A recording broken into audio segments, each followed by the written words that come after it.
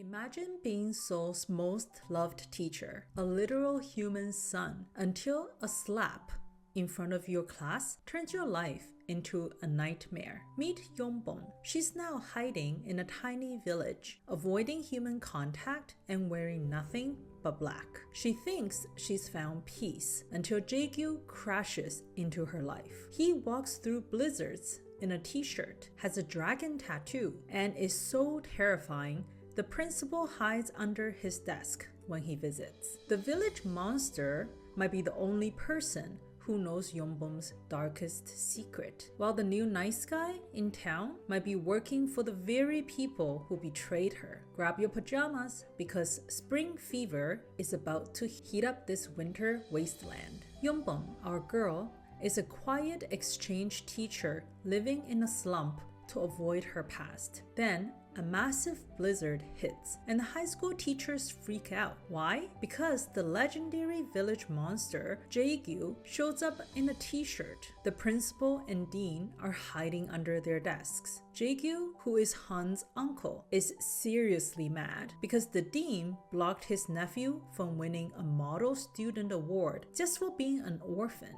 He rips the office door right off its hinges and stomps in, terrifying all the grown men. The principal is so terrified, he tries to make Yongbom brew coffee for Jae-gyu. But Jae-gyu is a surprising feminist, yelling at the principal for degrading a female teacher just because he's scared. Then, he stares at Yongbom and calls her a beautiful woman. When the principal tries to lead him out for a smoke, Jae-gyu slams the desk, screams about setting a bad example for the kids. After that, he lays down the law. He's raised Han, knows him better than any lazy parents, and tells the school no one's qualified if Han isn't. He's fierce, loud, and officially the only person to make Yongbom's heart skip a beat, mostly from fear, but with a little attraction mixed in. As soon as Jae-gyu leaves, the dean crawls out like a cockroach, cursing. Yongbom, who never speaks, suddenly grills her co-workers. Who is that guy? The teachers spill the wild rumors. He's probably a top-tier mob boss. He flips tables over in tea shops for having bad tea. He most likely buried a body in the mountains. And one teacher claims he lifted a car like the Hulk. They say he's a total supernatural disaster. Yongbom is already having a bad day. Her key's broken, and her dad sent her a depressing text. As she walks to her landlord's house, a shadow appears. Jae-gyu, holding something long and sharp. Remembering the wild mountain burial rumors, Yongbom freaks out, runs, and trips. A sharp poke makes her scream, "Please don't kill me." Jae-gyu is just confused. His weapon is a freshly grilled chicken skewer. And the terrifying dragon tattoo? No problem. He peels it right off. It's a cheap fake from a gas station. He's no mob boss, just a guy who loves street food and freebies. Jae-gyu offers to help with Yongbom's broken door. He takes a running start, flies over her fence like an Olympic athlete, and opens it from the inside. Here's the twist. Jae-gyu remembers her. A while back, a very drunk Yongbom actually called him beautiful first. He's salty that she's acting like she doesn't know him and is determined to make her acknowledge him. It's parent-teacher conference week, and Yongbom is frankly terrified. Her co-workers try to give her a battle makeover. They teach her to swear, she fails, and dresses her like a 60-year-old professor. She ditches the grandma look for a classy, elegant dress, planning to tame the beast with logic and grace. Jae-gyu walks in with a massive plant, a replacement for a pot that he broke when he visited, sits down, and immediately slides the table away to get closer to her. The man has zero concept of personal space. Yongbom, trying to be professional, asks why his nephew Han has killer grades but no college plans.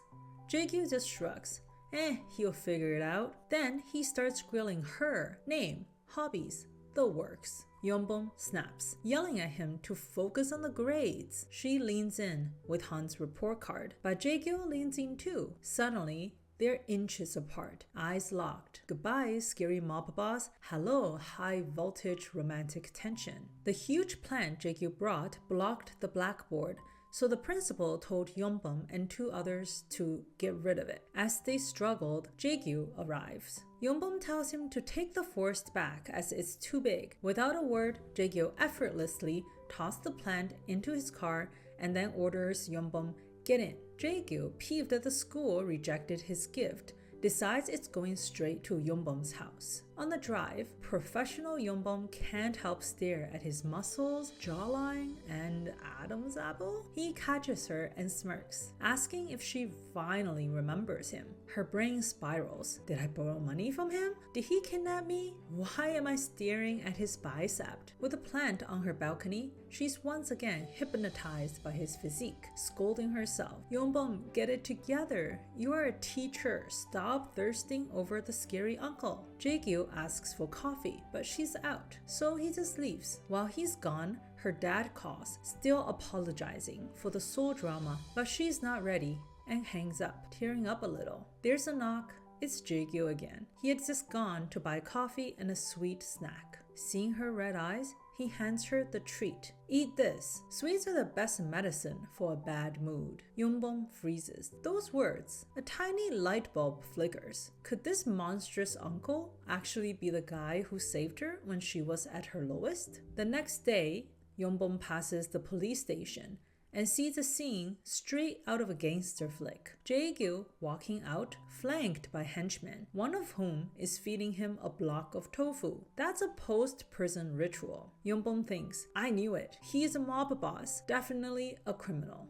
Back at school, the ethics teacher is now somehow teaching science. Han mentions his uncle Jae-gyu works at the power plant and suggests that they take a field trip. Yeonbum is shook. A mob boss works at a power plant? No way. Determined to avoid him, she vetoes the idea. But his student spies quickly tell Jae-gyu, and he marches to the school once again. He corners Yeonbum, demands to know why she won't bring the kids. He reveals his sweet, non-mob motive. He wants Han's classmates to see him working so they know the kid isn't an abandoned orphan and has a hard-working uncle who's got his back. Jae-gyu talks Yeonbum into a scouting trip to the plant. When he picks her up, he asks, are we going to a funeral or a power plant? Yeonbum snaps back, well, your fashion sense isn't exactly Vogue material either. Mid-bicker, his nephew Han gets a call from a girl that he likes and jumps out of the car. Yeonbum is now trapped alone with the monstrous uncle. Waiting at a busy restaurant, Yeonbum asks the big question. Why were you at the police station eating tofu? Jae-gyu sighs. He didn't just get out of prison. He manually lifted a parked car blocking a fire truck, and the owner tried to sue him for attempted car theft. The friends were just gym buddies, celebrating his release from the interrogation room. She then asks about the dean's hand scar. Game fight at the tea shop? Nope. Jae-gyu caught the dean gambling and flipped the table to stop him. The dean tripped on the glass running away. Yeonbum realizes every scary story about Jae-gyu is just a misunderstood act of justice. He's not the village villain. He's the village's unofficial short-sleeved bodyguard. Jae-gyu turns out to be allergic to the dinner and breaks out in red spots. When Yeonbum asks why he eats it when he's allergic, he replies, food only tastes good when you eat it with someone else. His sincerity draws a genuine laugh from Yeonbum. As she applies medicine to his face, Jae-gyu's racing heart forces him to jump up and bench press the park bench she is sitting on to burn off the adrenaline, exclaiming, don't touch me so casually, woman. The fun ends when Han calls. He's followed his classmate Sejin all the way to Seoul because she's running away from home. Her parents are absolute nightmares who scolded her for always getting second place after Han. Yeonbum knows she has to go help, But the word soul triggers a massive panic attack. We finally see her dark secret. Back in her old school, a student's father sent her disgusting messages. Before she could even report it, the student's mother stormed into her classroom and slapped her in front of everyone. The rumors destroyed her reputation, and that's why she's been hiding in the shadows of a small village. But for her students, she swallows her fear and gets in the car with Jaegyu. In the chaos of the Seoul subway, they lose the kids. Yeonbong spots Sejin meeting up with a mysterious older man. It looks super dangerous, so she hops on the train to follow them just as the doors close. Jaegyu is left on the platform, but he's not a normal human. He tells Yeonbong on the phone, "I'll see you at the next station," and sprints through the city, even Matrix jumping over a crowd of protesters. At the next station, Sejin tries to bolt, chased by Yeonbong. Jaegyu roars, dives through the closing subway doors at the last second. He catches Yeonbong in a massive hug to keep her from falling. The physical contact triggers a huge flashback. Jaegyu was the stranger who saved her life when she was a drunken mess in Seoul. Jaegyu charges at the mysterious man with Sejin, ready to go full protector mode. He grabs the guy's shoulder, spins him around, and stops dead. It's not a creep, it's Ijun, Jaegyu's best friend who vanished years ago. Before Jaegyu can react to the shock of seeing him, Ijun snaps. "It's been a decade. Ask how I am, not why I'm here." Yeonbong, suspicious of the emotional reunion, grabs Ijun's collar, teacher mode activated, and demands to know his relationship with her student. Plot twist: Ijun is Sejin's older brother. She didn't run away for a stranger. She ran away to find her only understanding family member. During the drive, Yeonbong reflects on the tension between Jaegyu and Ijun. Jaegyu reveals that in high school, he had to sneak baby Han into class. One day, the crying baby caused a scene, and Ijun, a popular student, intervened and instantly calmed the baby. They became close until an unspecified event made them estranged. Jaegyu won't say why they stopped talking. It's late. Everyone is exhausted, so Jaegyu pulls into a hotel. Of course, this is a K-drama. There's only one family room left. It has one double bed and one single bed. Yeonbong aggressively swipes the romantic rose petals off the double bed, shouting, "We're just a teacher and a parent. Purely professional." Sure, Yeonbong, whatever helps you sleep. Then things get even more dramas in pajamas. Get it? Jaegyu asks Yeonbong to hold his feet for his nightly sit-up routine. On the first rep, their faces are inches apart in a high-tension moment. Jaegyu is captivated, and Yeonbong's professional barrier crumbles. After the intense sit-up, Jaegyu runs to the gym to work off his stress. While he's gone, his phone lights up with "that woman" as his caller ID. As Yeonbong grabs the phone to bring it to him, she passes the pool and hears a splash. A child is drowning. Hearing the scream, Jaegyu dives in. The terrified kid sees the monster with a huge shark tattoo and swims to the poolside in a panic-fueled burst. Jaegyu pulls him out, but the arriving mother slaps Jaegyu, misinterpreting the situation due to the tattoo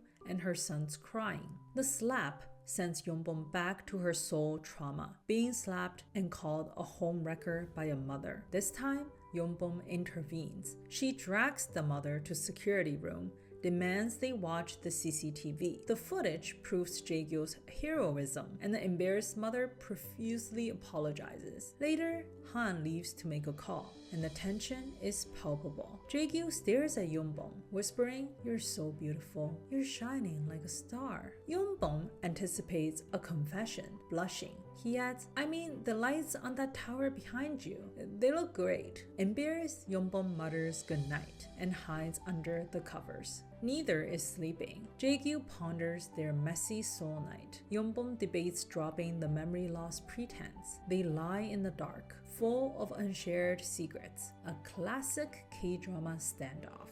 The morning after their trip, Jaegyu teases Yeonbong about their night together in Seoul as she arrived at school. Blushing, Yeonbong lightly slaps him to silence him before rushing into the office. a nosy co-worker overhears, leading the teachers to gossip. They warn Yongbom to avoid men of desire Jaegyu, claiming they have seen him with a woman crying about a child. The dean even suggested that Jaegyu is Han's secret biological father, not his uncle. Yongbom tries to dismiss the rumors but can't shake the memory of that woman on his caller ID. In a downpour, Yongbom finds Jaegyu aggressively prying a sewer grate open. She thinks he's destroying property, but he pulls out a tiny injured dog. This pup is the reason for the rumor about him burying someone in the mountains. He was actually digging the dog out after it was buried alive in a landslide. Our scary lead is a major softie. They rush the dog to the vet. The night nurse wakes up fast when a shirtless, soaked Jaegyu walks in.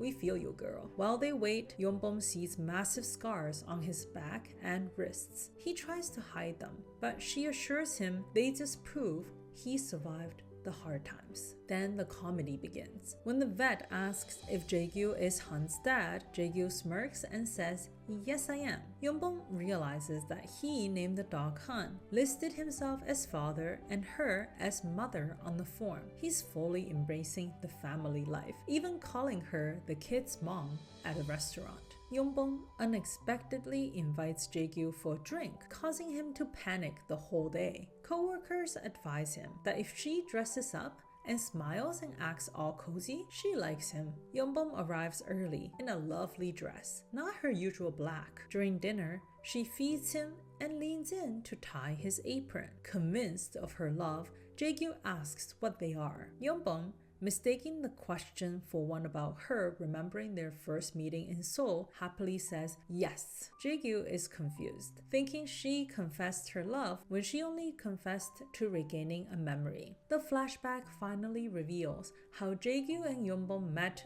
a year ago. Out with his team, Jaegyu found a drunken, despairing Yongbom covered in barbecue sauce and about to pass out on her grill. He saves her from face planting and spent the night teaching her how to make a perfect lettuce wrap. Drunk Yongbom calls the muscular stranger a beautiful man, explaining his current obsession with that phrase. In the present, Yongbom tells Jaegyu the fancy dress she's wearing is the same one from a year ago. She explains that her kindness, like feeding him, was merely a payment to repay his past kindness, so she can finally sever ties. Handing him a cookie, she states, "We're even now. From here on out, we're just a teacher and a parent, nothing more. Okay?" As she turns to leave, Jaegyu asks the other question she wasn't ready for. "That night, were you trying to die, or was it an accident?" The mood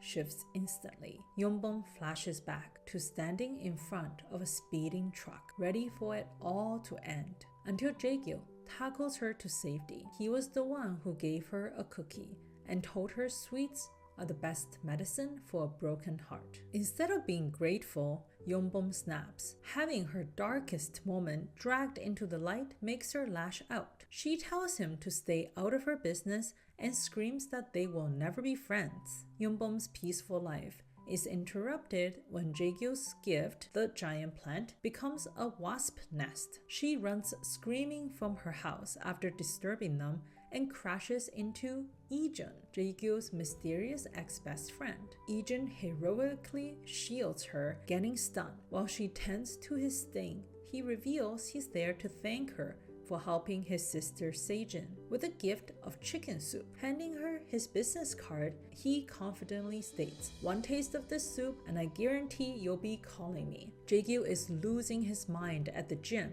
trying to work out his frustration. He overhears Yongbom's landlord saying she's terrified of the wasps in her yard. Jaegyu smells an opportunity. The next day, Yongbom finds a profile for a wasp expert online. The bio is hilarious. Started fighting ants for their food at age 3. Lifelong experience with insects. Specialist in wasp removal. Yongbom thinks This guy sounds legit and hires him immediately. While waiting, Yongbom tries Ijun's chicken soup. One sip and she sobs. It tastes exactly like her father's soup. Shaken, she decides to call Ijun for the secret recipe. Jae-gyu arrives in a hazmat suit to handle Yongbom's wasps, trying to hide his identity by not talking. Impressed by his work, she asks him to chop down a dead tree. Overhearing Yongbom sweetly making a date with Ijun on the phone, a jealous Jae-gyu loses control of the axe. The tree falls toward Yongbom. He screams, "Look out!" and saves her, catching the trunk on his shoulder. She recognizes his voice and rips back his sleeve, revealing his gas station tattoo. He unmasks, admitting that he just wanted to help. Terrified of falling for him again, Yongbom coldly pays him 40,000 won, about $30, for his labor fee and tells him to leave. Jae-gyu walks away, carrying the dead tree, looking dejected. Yongbom regrets her actions, but firmly reminds herself he's a student's parent. Do not cross the line. Stay gloomy, Yongbom. Yongbom and Ijun are finally at that cafe, and honestly, they're getting along way too well. They're geeking out over everything from coffee to hospitals, realizing they have almost identical tastes. What she doesn't know is Ijun isn't making a random appearance. He's a lawyer for Yongbom's parents. They hired him to find her after she left Seoul. The taste of home chicken soup? That was a peace offering from them, making Ijun their undercover agent.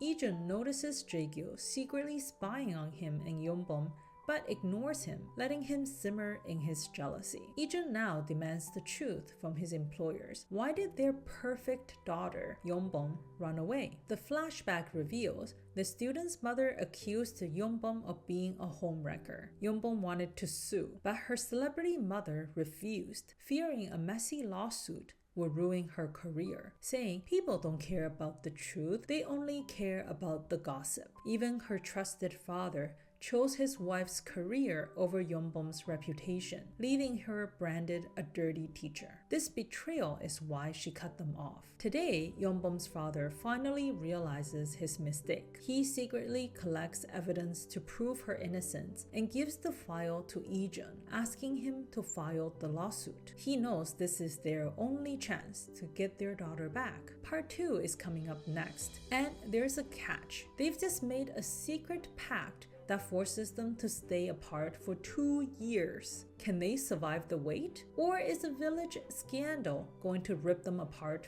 first? Hop over to part 2 to see the most chaotic cheat day date in K-drama history. And trust me, the ending of the next part changes everything.